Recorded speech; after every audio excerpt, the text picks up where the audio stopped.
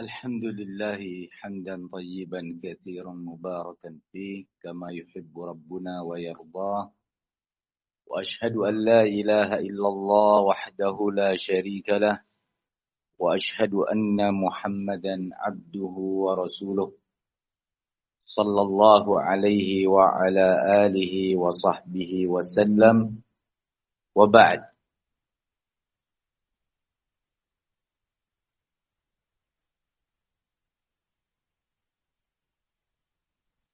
Kemudian Syekh Ahmad Badukhun hafizahullah ta'ala melanjutkan.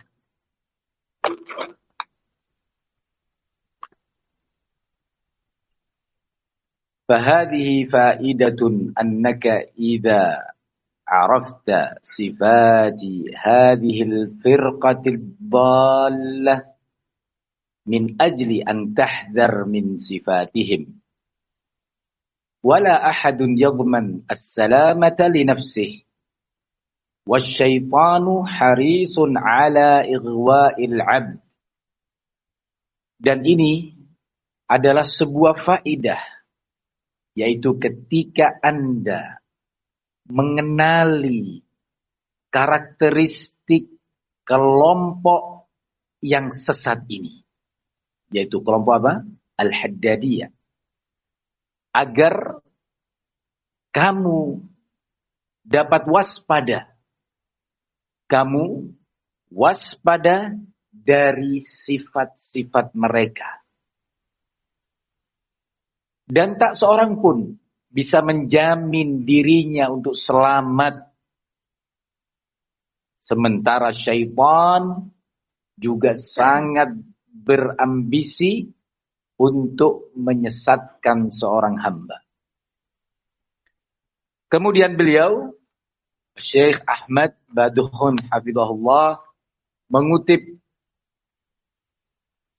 ucapan Al-Allamah Al-Imam Ibnul Qayyim rahimahullah dari dua kitabnya, yaitu kitab Madarijus Salikin dan yang kedua kitab Ighatsatul Lahafan.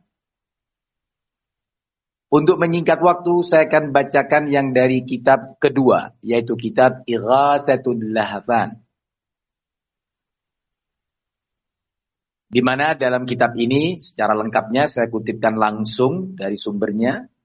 Al-Imam Ibnul Qayyim mengatakan, "Ma amarallahu ta'ala bi amrin illa walisyaitani fihi nazghatan."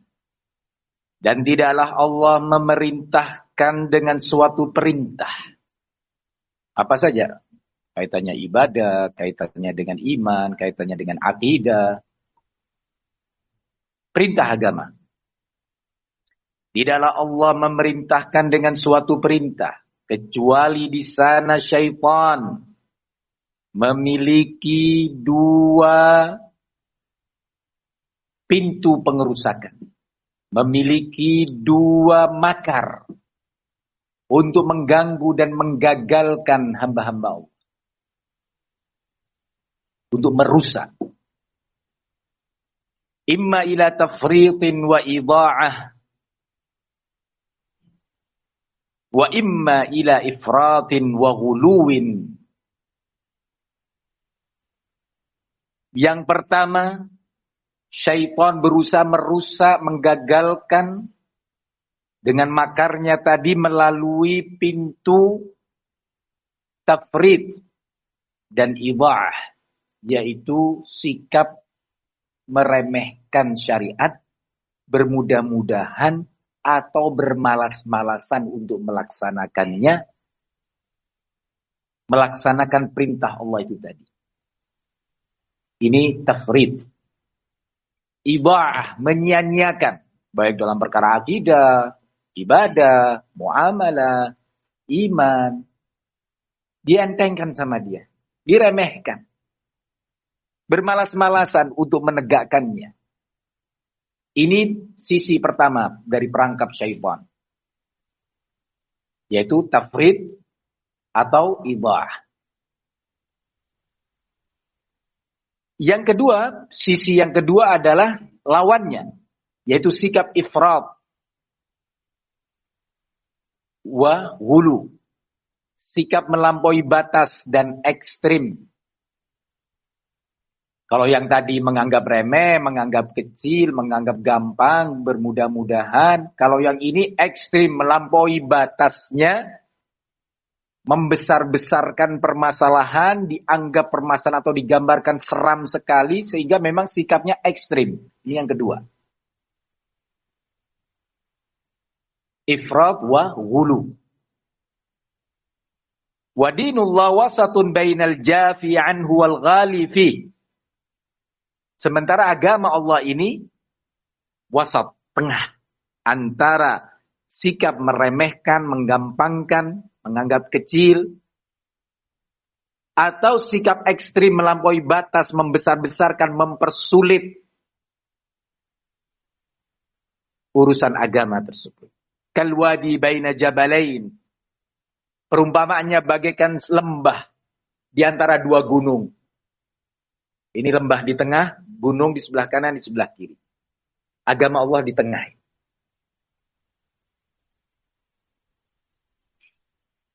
Wal huda baina dhalalatain. Dan bagaikan petunjuk di dua sisi kesesatan. Sesat kanan, sesat kiri. Agama Allah tengah di antara itu. Wa wasatun baina tarafain, tengah di antara dua tepi. Yang damimain, yang tercela.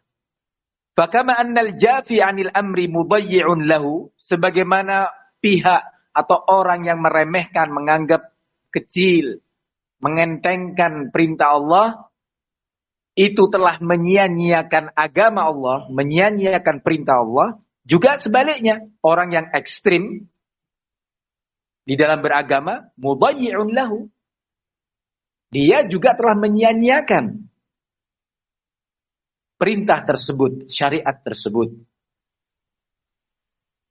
Kemudian Al-Imam Ibnul Qayyim melanjutkan.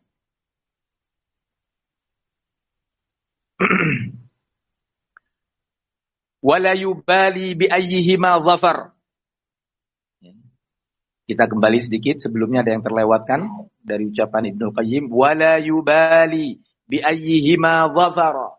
Dan syaitan enggak peduli dia berhasil atau sukses menyesatkan anak manusia ini dari pintu yang mana? Dari pintu tafrid dan idha'ah, ataukah dari pintu al-mujawazah wal ghulu? Al-ifrat wal ghulu. Pokoknya berhasil. Mau dari pintu ini ataukah pintu yang kedua? Syaitan enggak peduli. Wa qad iqtata'a aktsaran nas illa aqallal qalili fi hadainil wadiyain. Dan syaitan telah berhasil mengambil, menjerumuskan mayoritas manusia, kecuali sedikit, aqallul qalil, sangat-sangat sedikit yang selamat. Berhasil menjerumuskan mayoritas manusia ke dalam dua lembah yang ekstrim itu tadi. Dua sisi yang ekstrim.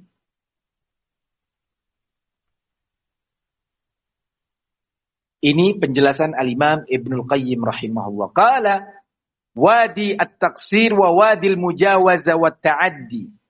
Yaitu dua lembah, yang satu lembah sikap bermudah-mudahan, meremehkan, bermalas-malasan, dan lembah yang kedua lembah melampaui batas dan ekstrim. Wal qalilu minhum jiddan ats-tsabit 'ala as-sirat alladzi kana 'alaihi Rasulullah sallallahu alaihi wasallam wa ashabuhu. Dan sangat sedikit di antara umat manusia itu tadi yang tetap kokoh di atas jalan yang lurus yang telah ditempuh oleh Rasulullah dan para sahabatnya. Kemudian beliau Syekh Ahmad, ini saya kutipkan secara lebih lengkap dari kitab Ighatsatul Lahafan. Qala wa hadha fi kulli babin min abwabid din. Dan upaya syaitan ini terjadi pada setiap pintu dari pintu-pintu agama. Terjadi pada setiap permasalahan dari berbagai permasalahan agama. Dua sikap tercela itu tadi. Asy-syaitan yanzur fil 'abdi fa in ra'a fihi tashaddudan wa hirsan fa innahu yajurruhu ilal ghulu. Syaitan melihat kondisi seorang hamba. Jika syaitan mendapati pada hamba tersebut sikap cenderung tasyaddud, keras, ekstrim, maka syaitan berjuang untuk menyeretnya ke dalam kesesatan ghulu, sikap yang ghulu, yang berlebihan. Wa in ra'a fihi tasahulan wa taqsira fa innahu yajurruhu ila tanazul an syai'in minal wajibat. Kalau syaitan ternyata mendapati hamba yang satunya lebih cenderung untuk meremehkan syariat, menganggap mudah, menganggap kecil, bermalas-malasan, maka diseret oleh syaitan kepada sisi sikap taksir, bermudah-mudahan untuk kemudian dia dengan mudah melepaskan, meninggalkan perkara syariat tersebut. Perkara syariat sekali lagi banyak. Termasuk dalam konteks kita dalam menyikapi sebuah kesalahan atau orang yang bersalah, dalam menyikapi sebuah bid'ah atau hizbiyah dan ahlul hizbiyah. Ghulu terjadi pada hampir semua pintu-pintu agama. Ada yang ghulu dalam ibadah, ada yang ghulu dalam muamalah, dan berbagai bentuk yang lain. Kemudian Asy-Syaikh melanjutkan, wa fi babit ta'amul ma'al mukhalafat wa ma'a ashabiha sawa'un kana al-mukhalif min ahli sunnah au min ahli bidah. Dan juga sikap dua ini tadi, sikap apa? Tafrid, atau disebut juga taksir, atau disebut juga dengan idha'ah, ya, 3 nama untuk satu makna, atau kepada lawannya, sikap al-mujawazah, wal ifrad, wal ghulu.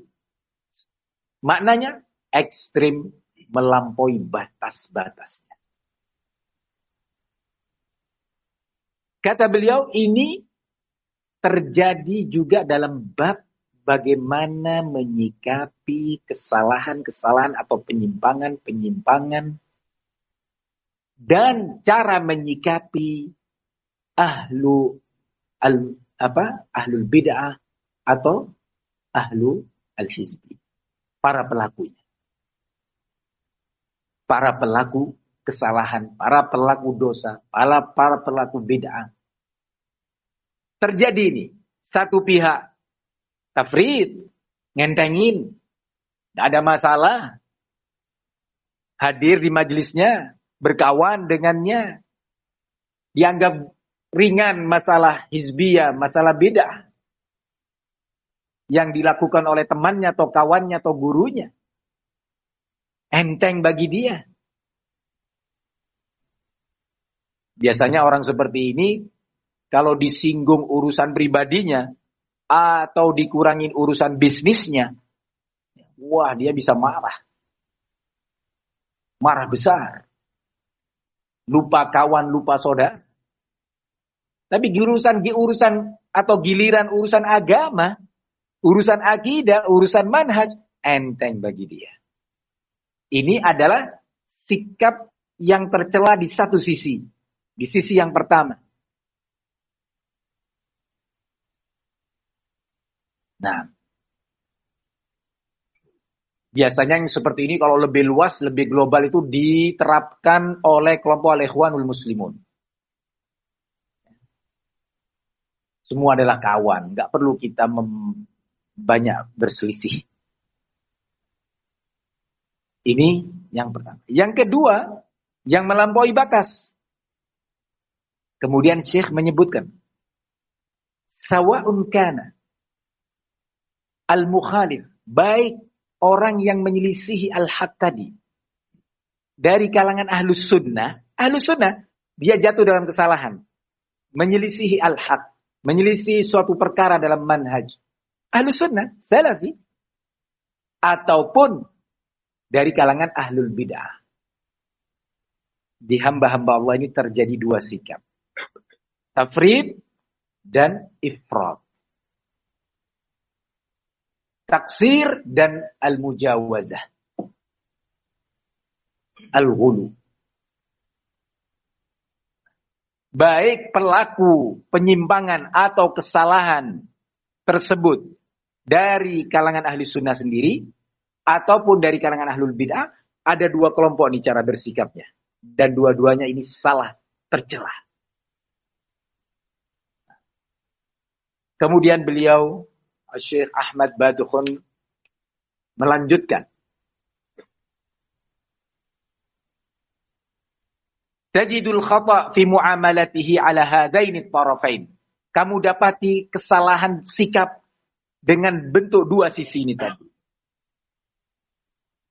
Imma tasahul wa tamyi', bisa dalam bentuk bermudah-mudahan dalam menyikapi sebuah kesalahan, menganggap remeh, nggak ada upaya nasihat, nggak ada upaya ingkar.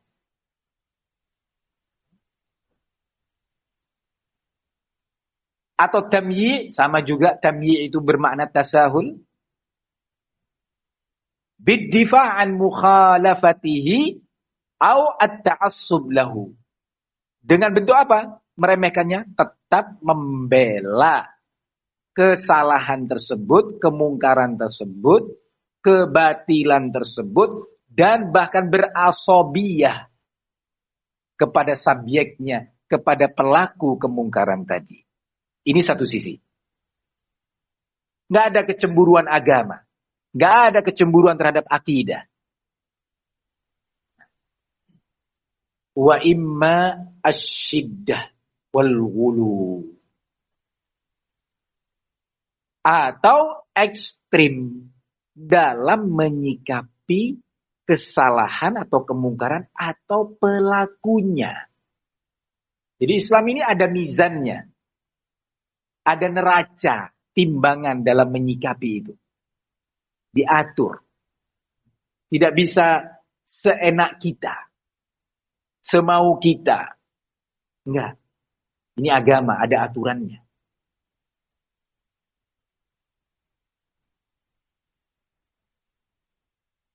Bighaddin nazar an qasdi sahibihi. Tanpa kita memandang sekarang maksud dan tujuan pelakunya. Kenapa dia bermudah-mudahan? Kenapa tidak mau mengingkari? Kenapa menganggap enteng permasalahan atau penyimpangan atau kebatilan tersebut? Atau sebaliknya, kenapa dia bersikap seperti itu? Ekstrim, keras, melampaui batas. Apakah tujuan dia? Sawa'un qasada al-ghaira 'ala sunnah wa himayatuha aw na'am wa himayataha aw qasada at-tashaffiya wal intiqam. Baik tadi orang tersebut ekstrimnya, marahnya, bencinya, permusuhannya karena dorongan ghirah, kecemburuan terhadap kebenaran. Sampai dia bersikap seperti itu. Kalau ekstrim tetap salah. Ini saya lakukan demi kecemburuan. Iya, tapi melampaui batas.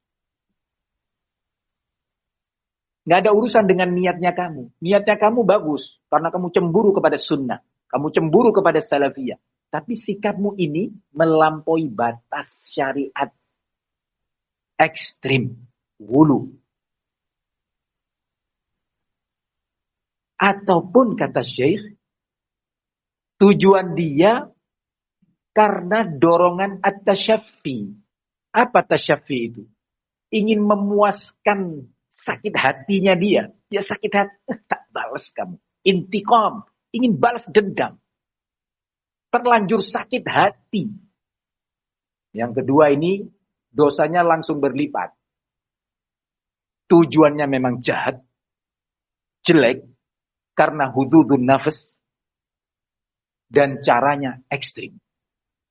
Kalau yang pertama, niatnya bagus.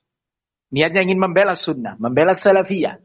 Ya tidak rela kemungkaran, kebatilan, hizbiyah dilakukan. Tapi ekstrim, melampaui batas. Ini salah. Yang kedua, lebih jelek lagi. Karena apa? Qasduhu at-tashaffi wal intiqam.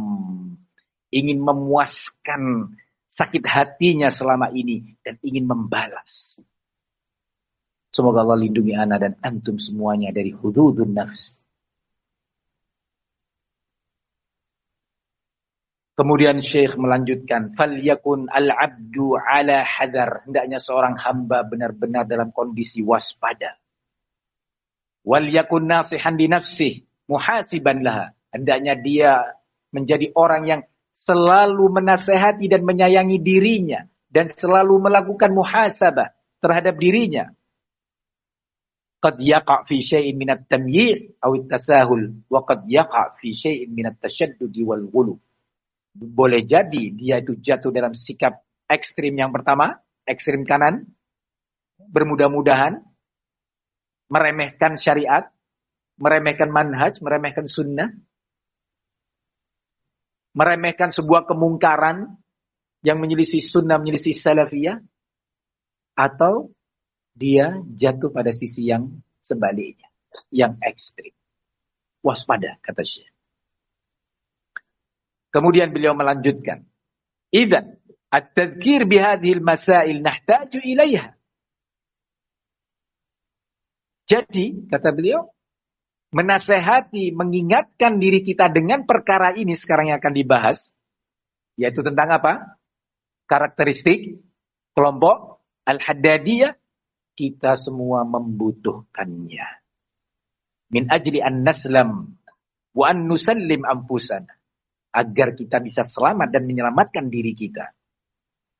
Kemudian beliau berdoa, nas'alullaha yusallimana minal wuqu' fi syai'in min hadhihi al-mazalik. Kita memohon berdoa kepada Allah agar menyelamatkan kita semua dari jatuh kepada sesuatu atau sedikit pun dari sikap-sikap yang membinasakan ini. Ayyuhal ikhwah, di sini ada suatu hal yang penting. Kemudian beliau mengutipkan salah satu nasihat Asy-Syaikh Al-Allamah Rabi' bin Hadi Al-Madkhali.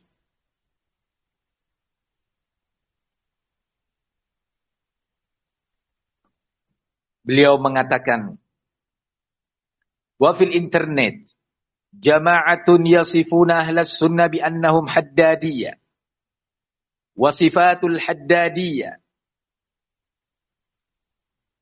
mutawaffiratun fihim. Dan di dunia maya ada sekelompok orang yang mensifati ahlus sunnah dengan tuduhan haddadiyah. Ini sebaliknya nih. Justru ahlus sunnah yang dituduh sebagai haddadiyah. Nah. Wasifatul haddadiyah mutawaffirah fihim. Padahal sifat-sifat dan karakteristik kelompok Haddadiyah justru didapatin lengkap pada mereka yang menuduh Ahlus Sunnah sebagai Haddadiyah. Jadi ada dua pihak nih. Ada Haddadiyah sendiri yang enggak merasa bahwa dirinya telah jatuh pada Haddadiyah. Ada pihak kedua yang menuduh dan mencap Ahli Sunnah sebagai Haddadiyah. Bagaimana ini jalan keluarnya? Maka kita harus benar-benar mengerti, memahami, dan belajar apa itu sifat-sifat Al-Haddadiyah. Karena Syekh Rabi dalam salah satu kesempatannya menyebutkan bahwa Al-Haddadiyah itu bagian dari kelompok-kelompok Khawarij. Haddadiyah itu, Syekh Rabi menegaskan bagian, ya, kelanjutan, pecahan dari kelompok Al-Khawarij.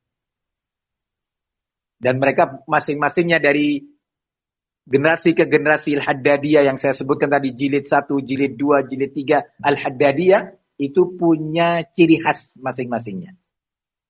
Nah, pemicunya. Nah, kemudian Syekh Rabi melanjutkan. Dalam nasihatnya ini,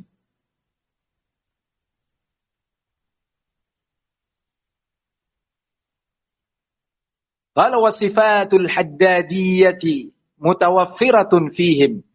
Justru sifat-sifat dan karakteristik kelompok Haddadiyah ada lengkap pada mereka. Apa kata Syekh? Mulai Syekh menyebutkan. Al-ghulu. Ini yang pertama. Ekstrim dalam bersikap. Melampaui batas. Melebihi kadarnya. Nanti kita akan jelaskan insyaallah. Melampaui batasnya.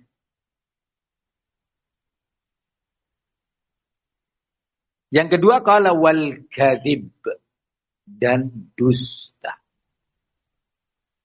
Ini sifat kelompok Al-Haddadiyah yang kedua. Yang ketiga, raddul haqqi, menolak kebenaran.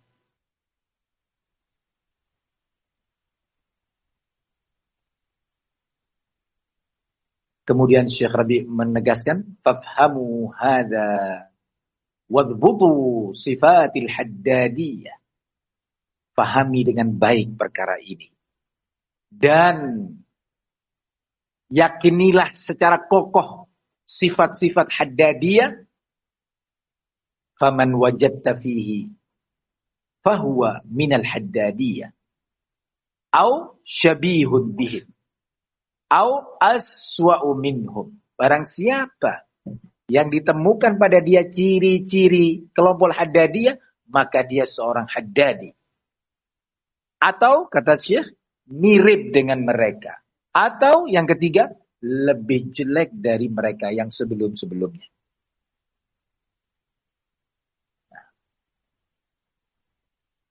Syekh dalam nasihat ini menyebutkan 3 sifat. Setidaknya. Dan bisa disimpulkan ada sifat yang keempat yang disebutkan di sini. Syekh Rabi, karena ini memang bertahap ya. Fitnah Haddadiyah ini dari tahun ke tahun, dari peristiwa ke peristiwa. Dalam kesempatan lain Syekh juga menyebutkan ciri-ciri Haddadiyah. Yang berikutnya, itu kalau dikumpulkan lengkap. Karena muhadharah Syekh yang di sini atau nasihat yang di sana, yang tahun ini, tahun berikutnya, 5 tahun kemudian, itu saling melengkapi.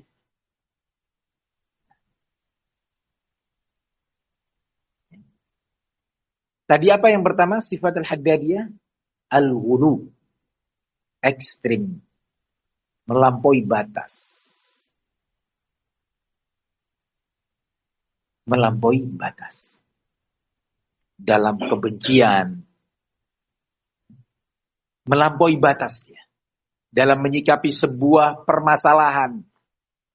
Kalau benar itu adalah kesalahan, maka itu pun ada ketentuan-ketentuannya.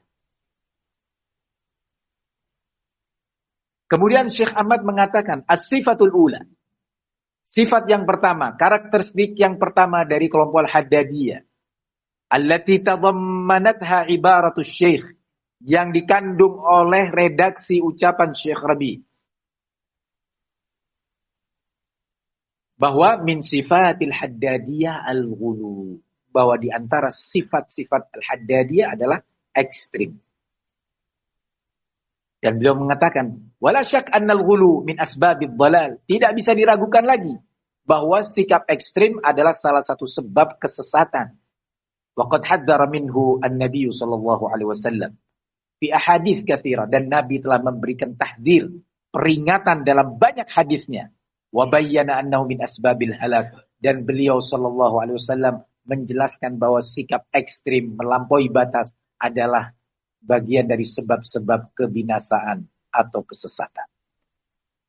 Min dzalika ma jaa fi hadits Abdullah bin Abbas, di antara hadis-hadis yang banyak itu antara lain adalah hadis sahabat Abdullah bin Abbas bahwasanya Rasulullah berkata, "Iyyakum wal ghulu, fa innama ahlaka man kana qablakum al ghulu."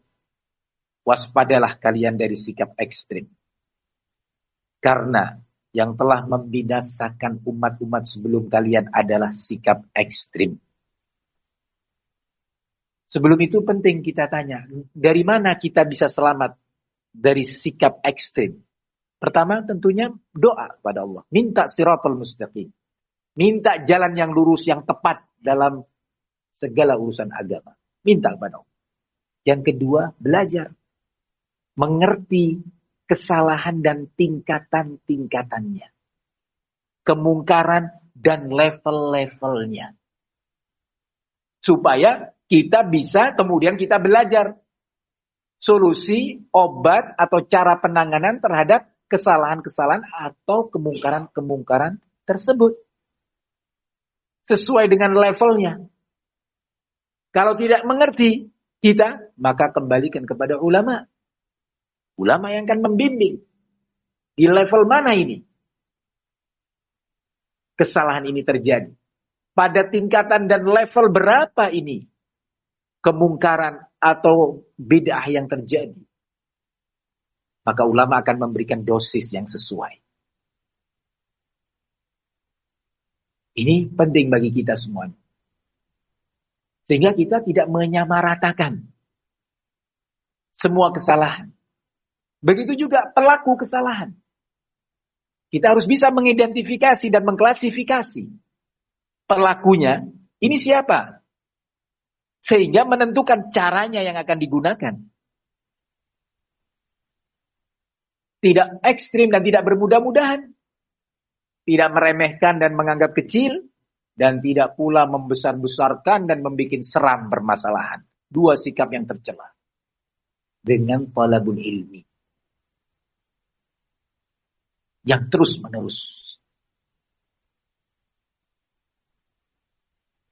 Nah, ini adalah sifat Haddadiyah yang pertama. Syekh Ahmad Badukhun melanjutkan.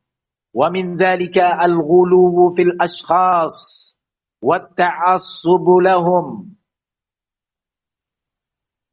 Au al-ghuluwu fit ta'amul ma'al khasmi fi bughdhihi. Wal Haddadiyah qad urifu washtaharu bil ghuluw. Dan di antara bentuk ghulu yang tercela, bentuk ekstrim yang sangat jelek adalah ekstrim dalam fanatisme, asabiyah kepada tokoh atau sosok. Wa ta'assub lahum.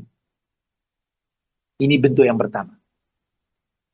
Kita lihat sekarang apa yang terjadi di Indonesia. Fitnah, perpecahan, dan permusuhan yang apinya dinyalakan oleh asatidzah jumhur. Sejak 4 tahun yang lalu lebih. Perpisahan, kebencian, pengusiran, perceraian, pemecatan, dan seterusnya. Yang terjadi besar-besaran di berbagai kota, di berbagai provinsi, di berbagai pulau. Apa kata Syekh Abdullah Al-Bukhari dalam audio yang dikirimkan kepada asatidzah?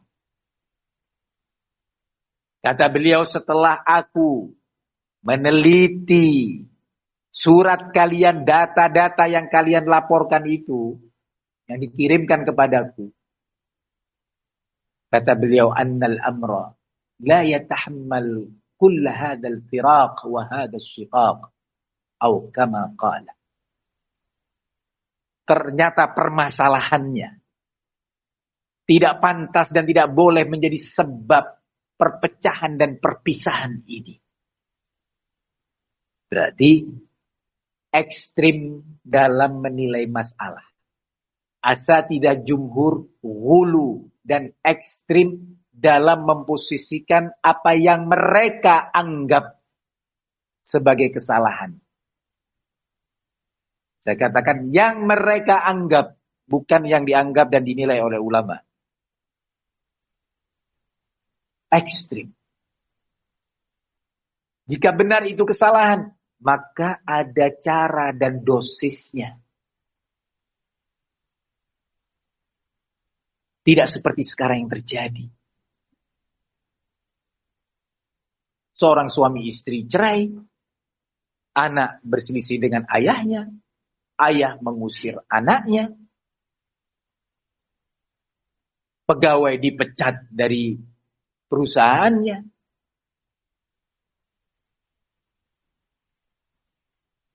seorang ayah menyuruh menceraikan untuk pisah dengan putrinya. Kalau ada satu ikhwan mau melamar, dipersyaratkan untuk kamu tinggalkan Jember dan kamu harus bersama asatidzah. Ini adalah sikap hulu, ekstrim. Dan ini adalah ciri Al-Haddadiyah. Antum perhatikan, sampai sekarang ini. Pemboikotan terhadap apa yang semua beraromakan Ma'had Minhajul Athar Jember. Diboikot habis-habisan. Alhamdulillah kita masih punya Allah, iya kan? Diboikot. Modul-modul dibuang, modul-modul dicampakkan. Yang dulu diminta-minta, yang dulu dicari-cari.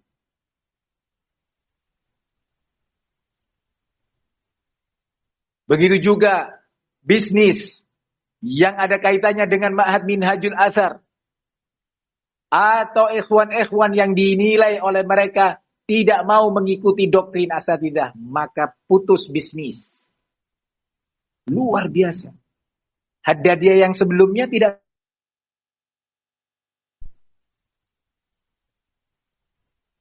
Sikap al-ghulu. Seperti cara-cara ahlul hizbiyah. Karenanya Syekh Abdul Ghani mengatakan, tariqatu haula alladzina yusammuna indakum bil asatidzah fi al-hajr wal muqata'ah wa zar'i ta'assub mithlu tariqatil ikhwanil muslimin. Metode, manhaj, cara orang-orang yang di negeri kalian disebut dengan sebutan asatidzah itu dalam memboikot, dalam memutuskan hubungan, dalam menanamkan asabiyah, fanatisme buta kepada asatidzah, sama persis dengan metode cara kelompok al-ikhwanul muslim. Ekstrim.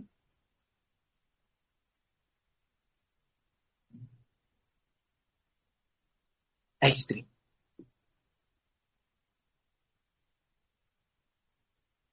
Ini sifat yang pertama yang dilakukan oleh asatidzah, yang itu adalah sifat-sifat dan karakteristik kelompok Al-Haddadiyah. Sehingga jangan heran kalau Syekh Abbas Al-Jaunah dengan tegas mengatakan bahwa tariqatu haulal asatidzah hiya tariqatul Haddadiyah. Metode yang dilakukan ditempuh oleh asatidzah itu persis itulah cara dan sifat-sifat kelompok Al-Haddadiyah.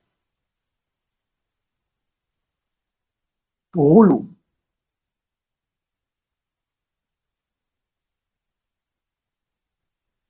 Kalau kita mau cerita tentang hulunya mereka terlalu banyak. Seperti menyikapi ahlul bid'ah. Antum sudah pernah mendengar muhadharah Syekh Ahmad Badukhun saat datang ke Indonesia pada waktu itu. Bahwa di antara cara-cara Al-Haddadiyah yang berbahaya adalah mereka menyikapi salafiyin seperti menyikapi ahlul bid'ah, tapi tidak mau terang-terangan secara tegas dan lugas mengatakan mereka hizbiyin, mereka ahlul bid'ah. Enggak. Enggak, kami enggak menganggap mereka sesat. Kami enggak membid'ahkan mereka. Dan ini diucapkan oleh asatidzah. Dari ustadz-ustadz itu dalam beberapa kesempatan. Kami enggak menyesatkan pondok Jember. Kami enggak menganggap Ustadz Lukman itu hizbi atau sesat, menyimpang. Enggak. Tapi cara penyikapannya seperti menyikapi ahlul bid'ah. Kata Syekh Ahmad, ini seperti caranya Al-Haddadiyah. Lebih bahaya dari Al-Haddadiyah. Kalau Haddadiyah yang dulu, yang jilid 1, 2, dan 3, 4, itu masih tegas. Mereka hizbiyin. Mereka ahlul bid'ah. Tegas. Mulai dari Muhammad bin Hadi, mulai nih nggak berani terang-terangan. Oh, kita nggak menganggap mereka ahlul ahwa atau menganggap mereka ahlul bid'ah. Enggak. Tapi perpecahan, permusuhan, penyikapan, pemboikotan seperti menyikapi ahlul bid'ah. Ini salah satu ciri-ciri Haddadiyah. Dan ini ada pada asatidzah dan para pengikutnya, para muqallid di berbagai daerah. Sikap al-ghulu. Nah, dan asobiahnya luar biasa. Fanatisme buta kepada asatidzah. Ditanamkan luar biasa. Diposisikan asatidzah itu sebagai posisi yang sangat tinggi. Sebagaimana Al-Haddadiyah awal memposisikan Mahmud Al-Haddad pada posisi sebagai tempat bertanya, tempat berfatwa, seperti posisi ulama. Begitu juga yang berikutnya, Faleh Al-Harbi, pengikutnya memposisikan Faleh Al-Harbi sebagai tempat rujukan, tidak mempedulikan ulama. Ekstrim dalam menanamkan asobiyah, sebagaimana disebutkan oleh Syekh Ahmad Badukhun, hafizahullah ta'ala.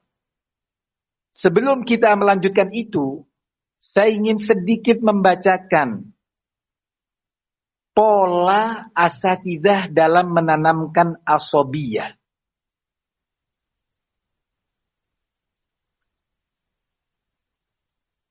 Dan sampai hari ini terus ditanamkan, tidak ada upaya membenahi atau rujuk bertobat kepada Allah dari cara yang mungkar, dari cara-cara hizbiyah ini. Antara lain diucapkan oleh salah satu ustadz mereka yang bernama Abdul Hakam At-Tamimi dalam sebuah khutbah Jum'ah pada tahun 1442 Hijriah. Pada bulan Rabiul Akhir. Khutbah Jum'ah pada bulan Rabiul Akhir 1442. Sekarang 1446. Berarti berapa tahun yang lalu? 4 tahun yang lalu. Itu bulan Rabiul Akhir. Sekarang kita Jumadal Akhirah. Rabiul Akhir, Jumadal Ula, Jumada Ats-Tsaniyah atau Al-Akhir.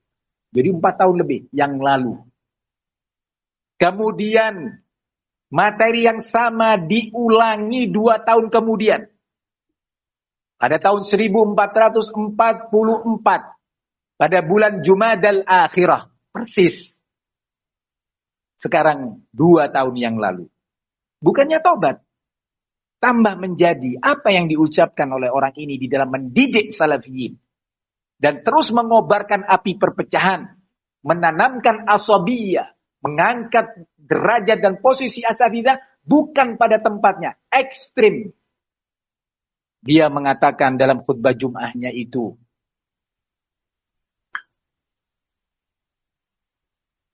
Kemudian. Yang kedua di antara fiqhul fitan. Di antara fikih malah menghadapin fitnah. Ini dia mau ngajarin fikih dalam menghadapin fitnah. Kaidah dalam menghadapin fitnah. Ar-ruju' ilal akabir. Mengembalikan perkara kepada al-akabir. Benar nggak? Benar. Tapi kita lihat nih, siapa yang dimaukan dengan al-akabir. Kita dengarkan nih tahrif. Penyelewengan makna. Ala hizbiyin, ala ahlul bid'ah. Terhadap hadis Nabi. Terhadap kaidah-kaidah salafiyah. Dia lanjutkan, di dalam perkara fitnah, kembali kepada orang-orang tua yang memiliki ilmu, akabirul ulama, kibaru ahlil ilmi, kibarul kibar. Dia lanjutkan, dan peringatan pula dari Rasul sallallahu alaihi wasallam agar jangan sampai kita berpaling daripada mereka, daripada kibar. Nabi sallallahu alaihi wasallam bersabda, "Man lam ya'rif haqqa kabirina falaysa minna." Barang siapa yang tidak bisa mengenali hak orang-orang tua di antara kita, maka dia bukan bagian dari golongan kita. Maka kita berikan hak kepada kibar. Coba lihat ini, di mana nih tikungan terjadi nih? Di mana perempatan itu? Ya, waspada. Waspada. Di depan akan ada perempatan. Yang mestinya lurus, ini belok kiri. Gak kerasa penumpangnya. Dia lanjutkan. Mari kita berikan hak kepada kibar. Kalau di Indonesia tidak memiliki para ulama, kita masih memiliki asatidzah al-kibar. Berikan hak mereka. Dikembalikan dan merujuk kepada asatidzah senior. Nih, mulai nih. Belok kiri. Jangan sampai kita mencela dan mencerca, mencemooh, apalagi sampai mengumbar aibnya, dijatuhkan kehormatannya dan karakternya. Kemudian dia terus menyebutkan hadis Nabi. Mengulangi hadis yang tadi. Di dalam perkara fitnah. Dikembalikan kepada haula. Dalam perkara fitnah ini dikembalikan kepada mereka. Jangan sampai kita masuk dalam perkataan sahabat Ibnu Mas'ud. La yazalun nas bi khair. Umat manusia masih berada di atas kebaikan. Ma akhadul ilma min ashabin Nabi alaihi salatu wassalam. Selagi mereka mengambil ilmu dari para sahabat Nabi. Wa kubaraihim, dan orang-orang tua di antara mereka. Fa in akhadhu min indi asaghirihim hina dzalika halaku. Kalau mereka sudah mengambil atau apabila diambil ilmu dari orang-orang kecil, orang-orang kerdil, maka ini merupakan pintu kebinasaan. Anak-anak kecil menulis artikel, menyebarkan audio, sebar sana, sebar sini, menjadi rivalnya asatidzah senior, menentang mereka. Hadis-hadisnya bicara nih tentang mengembalikan urusan umat kepada ulama, digiring kepada asatidzah. Maka prinsip kita, kata dia, sesuai dengan hadis Nabi alaihi salatu wassalam yang diriwayatkan dari Ibnu Hibban dengan sanad yang sahih dari sahabat Ibnu Abbas radhiyallahu anhu ta'ala wa ardah, al-barakatu ma'a akabirikum. Nih, perhatikan nih hadis al-barakah ma'a akabirikum. Dia lanjutkan. Dan di Indonesia lebih dari 10 asatidzah kibar terpencar di seluruh penjuru Nusantara. Nah, al-barakatu ma'a akabirikum. Diulangi lagi hadis tersebut. Nah, barakah itu ada di orang-orang tua di antara kalian yang mereka akan selalu menimbang segala sesuatu dengan ilmu, dengan takwa, dengan sabar, dan dengan perasaan takut kepada Allah subhanahu wa ta'ala, dan tanggung jawab yang besar di sisi Allah subhanahu wa ta'ala. Dan terbukti sabda Nabi alaihi salatu wassalam, al-barakatu ma'a akabirikum. Pada setiap zaman, dari fitnah menuju fitnah, Allah subhanahu wa ta'ala berikan taufik kebenaran hidayah kepada mereka. Pertanyaannya, benarkah wahai saudaraku asatidzah telah menimbang segala sesuatu dengan dasar ilmu? Lawang surat datanya aja oleh syekh, oleh ulama dinilai. Di sana ada upaya-upaya tafhim dan tahwil.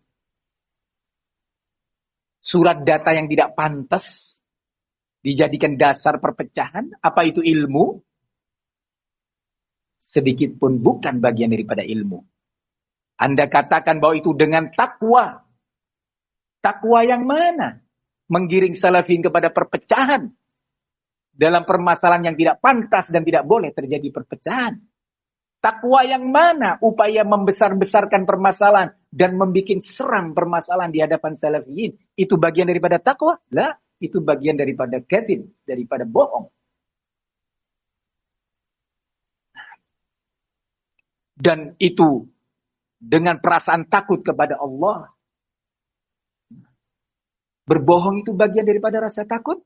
Nanti kita akan bahas pada sifat kedua, karakteristik kelompok Al-Haddadiyah yang disebutkan oleh Syekh Rabi, yaitu Al-Kadzib. Kita ingin tahu dan menakar kadar kebohongan atau kejujuran asatidah dalam fitnah kali ini. Nah, ini khutbah pada bulan Rabiul Akhir 1442. Khutbah Jumat ini. Ya, mimbar Jumat dijadikan tempat tahrif. Mimbar Jumat yang suci. 2 tahun kemudian, lebih, dia ceramah di Muara Enim. Sumatera mana? Selatan, ya. Nah, di sana dia mengatakan, walhamdulillah, Allah subhanahu wa ta'ala meletakkan kebenaran pada asatidah jumhur dari setiap fitnah ke fitnah. Fitnah tahun 2000, dia nggak sebutkan fitnah apa itu tahun 2000. Ya. Di mana kamu pada waktu itu? Tahu nggak kamu ngikutin nggak? Langkah demi langkah yang ditempuh pada waktu itu. Nah, fitnah berikutnya MLM. Di mana kamu? Fitnah berikutnya Ibnu Hadi Askari. Fitnah berikutnya. Kemudian dia menyebutkan sebuah hadis. Yadullah ma'al jama'ah. Tangan Allah subhanahu wa ta'ala bersama para jamaah. Ini konteksnya sedang bicara apa nih? Bicara siapa? Bicara asatidah. Perjuangan asatidah. Dalam menghadapi fitnah demi fitnah yang terjadi. Karena di awalnya dia sudah mengatakan bahwa Allah subhanahu wa ta'ala meletakkan kebenaran pada asatidah. Jumhur. Dari setiap fitnah ke fitnah. Kemudian dia menyebutkan hadis ini. Dia lanjutkan. Berikutnya hadis. La tajtami ummati ala dhalalah. Dia terjemahkan, umatku tidak akan mereka sepakat di atas kesesatan. Mereka ini punya ilmu. Mereka ini akan menimbang segala sesuatu dengan takwa. Takut kepada Allah subhanahu wa ta'ala. Masya Allah. Rekomendasi yang luar biasa. Nah.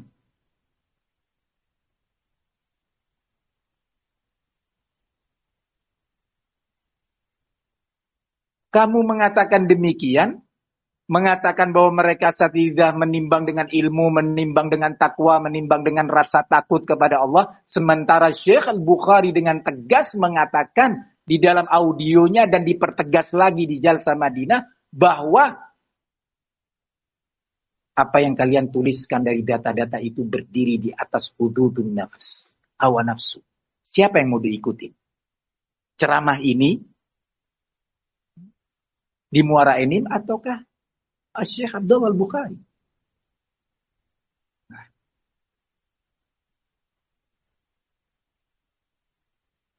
Hadis ini dipermainkan. Sampai hari ini telah ditegaskan, dibantah oleh asatidah yang bersama ulama. Dan telah dibantah oleh Syekh Salah Kentush. Sampai hari ini ana belum mendengar ada taubat dari pengucapnya. Dan sampai hari ini ana belum mendengar asatidah secara tegas, terbuka, tersebar, mengingkari kebatilan ini. Sebagaimana kebatilan ini tersebar luas kemana-mana. Ini sikap hulu, ekstrim. Menanamkan asabiyah, Kata Syekh Abdul Ghani Ausad, seperti metodenya Ikhwanul Muslimin dalam menanamkan asabiyah. Dan semua penilaian ini menuntut asatidzah untuk muhasabah, untuk rujuk, takut kepada Allah, bertobat, mengembalikan kerusakan-kerusakan yang mereka timbulkan ini seperti semula. Nah, ayyuhal ikhwah, ini salah satu contoh bahwa asatidzah menanamkan asabiyah, fanatisme buta kepada sosok-sosok mereka dengan cara yang ekstrim. Bagaimana bentuk ekstrimnya? Mentakwil atau mentahrif hadis-hadis Nabi Sallallahu Alaihi Wasallam. Memposisikan mereka seolah-olah pada posisi yang pantas menjadi rujukan salafiyin. Saking ekstrimnya, Al-Ustadz Qomar dalam salah satu nasihat yang kemudian tersebar, menasihatkan agar jangan lagi bertanya kepada masyayikh. Kita sudah lebih tahu atau kita sudah tahu kebenaran. Terang-terangan nih memposisikan asatidzah sebagai rujukan. Mengabaikan, menendang bimbingan ulama. Pendidikan asabiyah yang ekstrim. Dan ini sekali lagi adalah salah satu karakteristik kelompok Al-Haddadiyah. Sebagai salah satu hasil dari sekian hasil negatif perpecahan yang diciptakan oleh asatidzah, pada pengikutnya dan para loyalisnya luar biasa ekstrimnya. Salah satu contoh nih, salah satu contoh saja. Mereka membuat sebuah grup Telegram, sebuah grup Telegram yang terang-terangan menanamkan semangat hizbiyah dan asabiyah.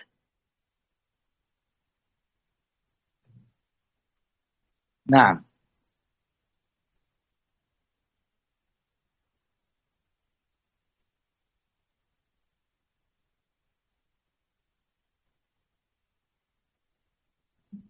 Masya Allah.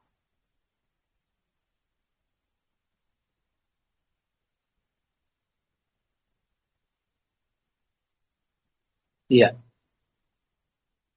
Dalam grup itu disebutkan, dikatakan di sini, Bismillah ini adalah link untuk gabung dengan grup Al-Ukhuwah Cafe.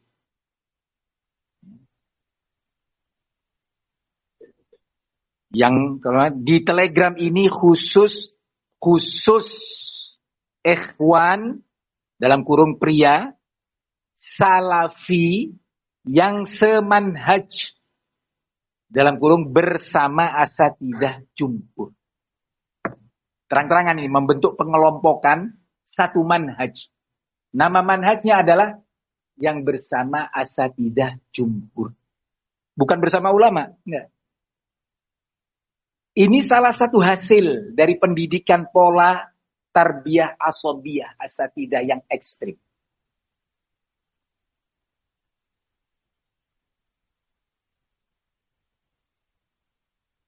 Nah, kita sekarang baru berbicara satu sifat dari sifat kelompok Al-Haddadiyah. Kemudian Syekh Ahmad melanjutkan. Au al-ghulu fi ta'amul ma'al khasmi fi bughdhi, atau sikap ekstrim dalam menyikapi orang yang berselisih dengannya dari sisi kebencian. ekstrim kebenciannya. Tadi sudah diberi contoh-contohnya. Antum di masing-masing daerah punya contoh banyak. Ekstrim dalam kebencian. Ini salah satu sifat dari kelompok Al-Haddadiyah. Wal-Haddadiyah, kata Syekh, qad urifu washtaharu bil ghulu. Kelompok Al-Haddadiyah sudah sangat dikenal dan tersohor dengan sikap ekstrim. Nah, kemudian beliau melanjutkan, wa min suwaril ghulu indahum, dan di antara bentuk-bentuk sikap ekstrim pada kelompok Al-Haddadiyah, al-ghulu fi mahabbati man yuwafiquhum wa ta'assub lahu walau kana jahilan aw fajira. Hadhihi min sifatil Haddadiyah. Di antara bentuk-bentuk sikap ekstrim kelompok ini adalah ekstrim dalam mencintai atau loyal kepada orang yang menyetujui atau sepakat dan sejalan dengan mereka. Wa ta'assub lahu, dan berfanatisme buta kepadanya, walau kana jahila. Walaupun orang itu tadi orang yang jahil, tetap asobiyahnya. Tetap.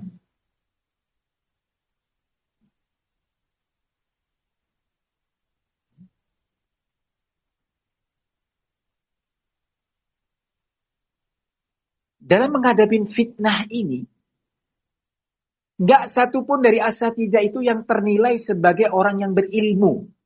Ya. Dalam menghadapi fitnah. Yang berilmu tentang masalah ini adalah ulama, masyayikh kita. Asatidzah tidak pantas berbicara. Jahil dalam masalah fitnah. Tetapi satu sama lain saling asabiyah. Pengikutnya, para loyalisnya, para muqallidnya berasabiyah kepada asatidzah. Walaupun terang-terangan tahu nih sudah hujah bertegak, hujah sudah tegak, mereka berbohong.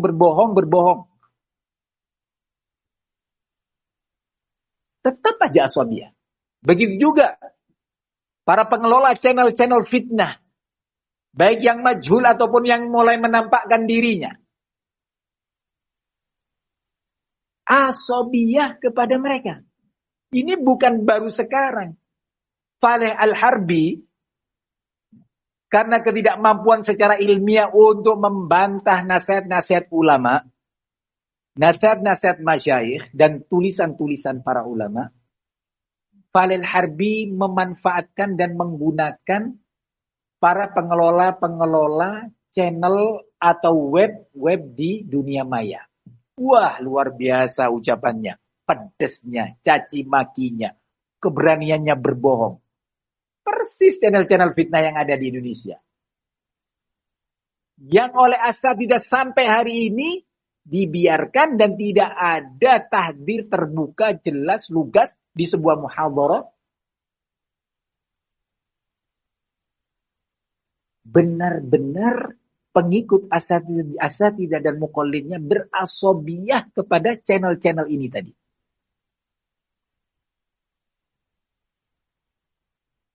Tahu nih, terbukti asatidzah bohong. Sebut saja contohnya. Bagaimana saat Al-Ustadz Afif di mimbar Jumat ya, mengatakan bahwa seorang wanita mau melahirkan, bayangkan, melahirkan. Kepalanya sudah mau keluar. Tidak diizinkan untuk ke dokter. Dan akhirnya bayi itu mati. Sudah lebih dari setahun yang lalu, saya minta Ustadz Afif untuk mendatangkan bukti dan menjelaskan. Di mana terjadinya kisah ini ya Ustaz? Konteks pembicaraan antum dalam khutbah Jumat sepulang dari Malang atau dari Pondok Batu. Kemudian antum berapi-api di atas mimbar Jumat. Yang khutbah antum ini dimanfaatkan oleh channel-channel fitnah yang mengadu domba salafiyin. Kalau itu yang antum maksud bukan terjadinya di Ma'had Minhajul Athar Jember, tolong jelaskan secara terbuka bahwa ucapan saya tidak saya tujukan kepada Ma'had Minhajul Athar. Barang siapa, begitu, yang memanfaatkan ucapan anak ini dan mengarahkan kepada Ma'had Minhajul Athar, maka dia adalah fattan, pembohong. Saya berlepas diri. Sebutkan di antaranya, sebutkan siapa yang memosting khutbah Jumat antum itu. Ini nanti topik tentang kebohongan-kebohongan. Sifat yang berikutnya yang disebutkan oleh Syekh Rabi dari sifat-sifat dan karakteristik kelompok Al-Haddadiyah. Ayyuhal ikhwah, barakallahu fikum.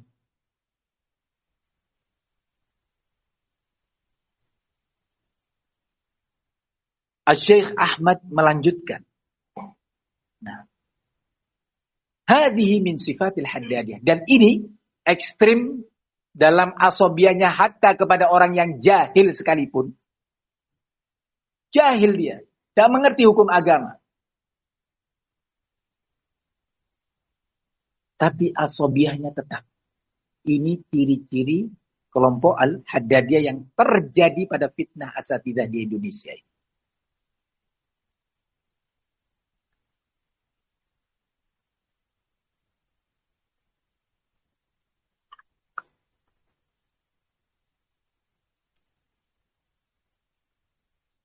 Masya Allah.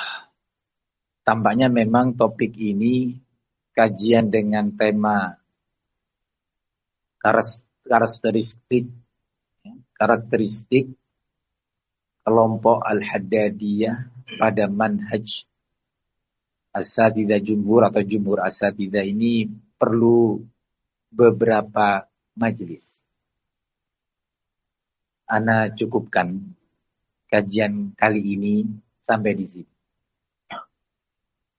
Semoga apa yang telah disebutkan ini sedikit memberi pencerahan tentang sifat-sifat kelompok Al-Haddadiyah. Sehingga jangan sampai kita menyangka bahwa kelompok Al-Haddadiyah itu adanya di sana, di luar jauh, nggak ada di negeri kita. Atau itu hanyalah kelompok yang ada dan telah berlalu.